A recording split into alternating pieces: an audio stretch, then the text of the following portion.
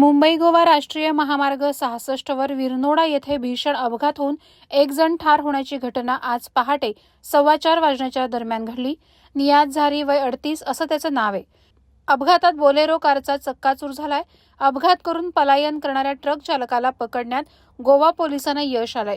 पेडणे तालुक्यातील विरनोडा राष्ट्रीय महामार्गावर आज पहाटे बोलेरो GA06T9286 ही कोंबडी घेऊन पेडणेहून म्हापसा येथे जात होती.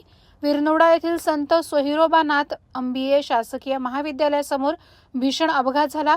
मागाहून येणाऱ्या ट्रकने बोलेरो कारला मागाहून जोरदार धडक दिली.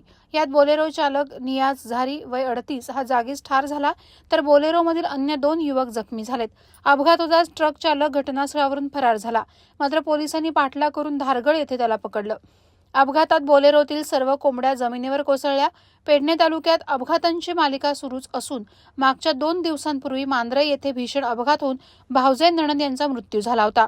त्यानंतर पुन्हा एकदा विरनोडा येथे राष्ट्रीय महामार्गावर अपघात होऊन नियाज यांना जीव गमवावा लागला. पेडणे पोलीस निरीक्षक सचिन लोकरे यांच्या मार्गदर्शनाखाली अपघाताचा पंचनामा केला. मृतदेह बांबोळ येथे शवचिकित्सासाठी पाठवण्यात आला. ट्रक चालकाला ताब्यात घेण्यात आला आहे. पुढील कार्यवाही पेडणे पोलीस स्थानकात सुरू आहे.